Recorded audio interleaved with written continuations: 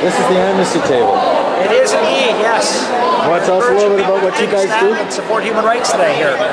Great. Have the kids been coming by? And they have. As you can see, we've almost got a full page of signatures on our petition. Fantastic. Human rights in the Democratic Republic of Congo. And I've given away a handful of postcards for people to mail to the Prime Minister, encouraging the Government of Canada to promote human rights in Darfur, stop the genocide in Darfur. So it's been pretty good. I've volunteered with Amnesty International for about 25 years. I'm going to show you a couple of very brief videos. Are relatively poor quality, but life. You'll have to strain hard to hear them, but I don't think the words are really the critical thing. The first video is the tasering of Robert Jacansky in Vancouver.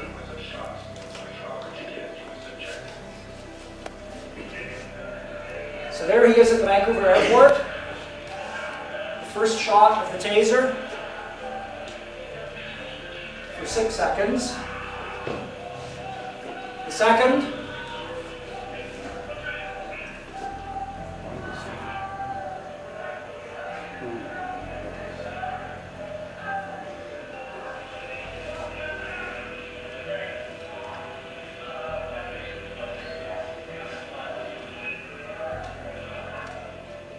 How many people have seen that video of Robert Jacansky being tasered? One or two of you have? Robert Jacansky died about a year and a half ago, October 2007, at the Vancouver airport after being tasered 5 times by the RCMP. And Amnesty International considers that to be a human rights violation. And Amnesty International, among its many other concerns, is very much concerned with police use of and abuse of tasers. And in the United States, something like 350 people have died after being tasered. And in Canada, Robert Jacansky is one of 25 people who have died after being tasered. That's an example of one human rights abuse that Amnesty International is concerned about. I'm going to show you now the second video, which is about 2-3 minutes. You may have difficulty following the sound, but again, it's the pictures, I think, that are more important. Children, just like our children. They're just like we were when we were kids. But I need to warn you, this story is also about children being taught. Soldiers are not new. Amnesty International has fought against the use of children in warfare from Turkey to Bosnia. But Joseph Kone's Lord's Resistance Army takes the unthinkable to new depths. They're taught to kill one another. Sometimes their teachers, even their parents. Most of the victims are the ones who try to escape. They're often executed on the spot. This 12-year-old boy tells how he was forced to kill another child as part of his bloody induction.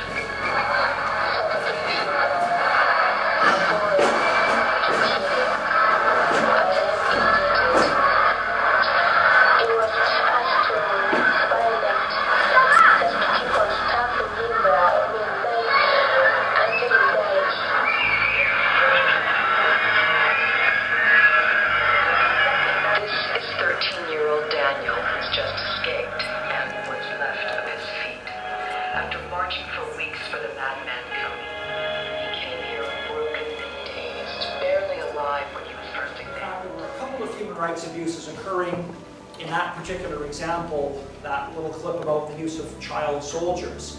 First of all, what's underlying the problem in Uganda and in many other countries is the fact that there's a war going on, a civil war. So war itself is a terrible problem. The second thing that's going on in that particular video is the fact that the warring factions are using children as soldiers. And it's actually an international humanitarian, a human rights crime, and a war crime to use children as soldiers. Nevertheless, in at least 30 countries around the world, children are being used as soldiers, as you saw in that particular video. The third piece of the human rights abuse that that video illustrates is the use of torture. I don't think there's any other way you can describe what happened to that little girl who had her hands burned off in order to punish her parents.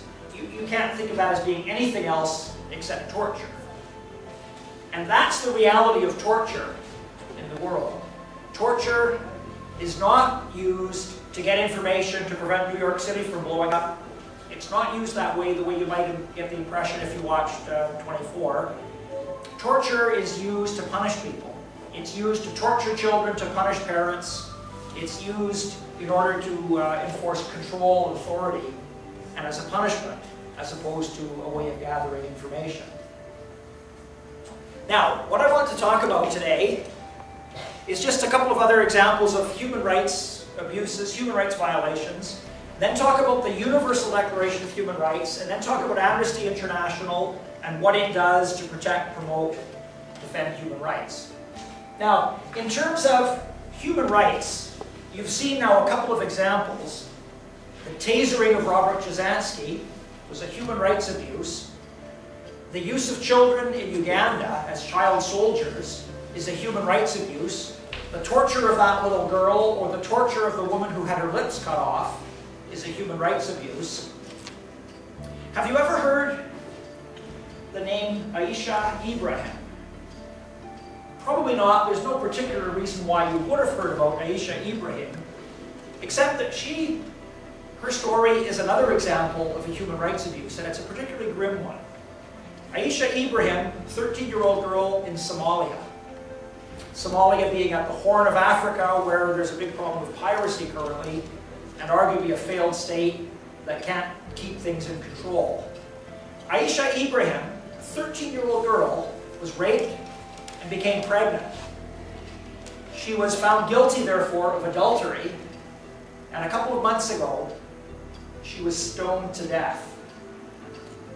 Stoned to death. That means that she was held down, tied down, and people threw stones at her until she died. It sounds like something out of the Bible, in fact. It's reminiscent of an example I'm sure you're all familiar with, the stoning of the woman taken in adultery.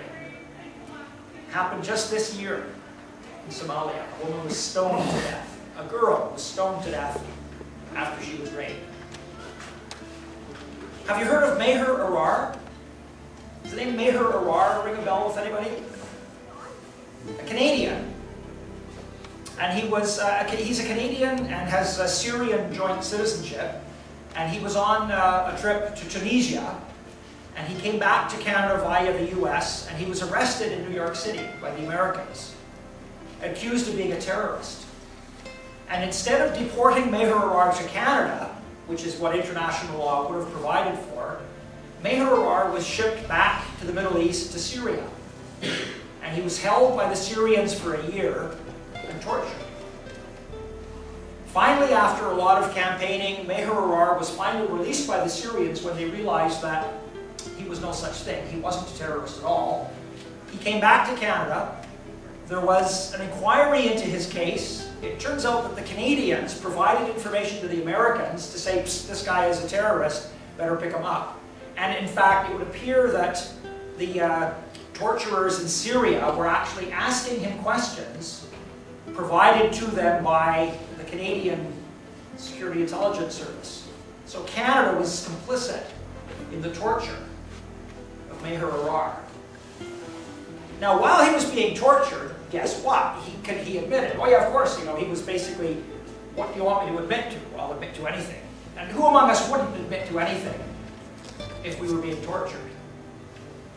Another example, William Sampson, a Canadian living in Saudi Arabia. And there were some terrorist bombs in Saudi Arabia. William Sampson and a couple of Brits were arrested and accused of blowing up these particular facilities. And as happens in Saudi Arabia, the first thing they do when they arrest you is they torture you. And within a couple of weeks, he confessed, yes, I set off the bombs. And then they realized, oops, his confession didn't match the facts. So they had to tear up his confession, and they tortured him again until they could get a different confession out of him that met with the facts. After a couple of years, they realized that no, in fact, he and the British fellows they had arrested had nothing to do with the terrorist bombs. They let them go, off they went.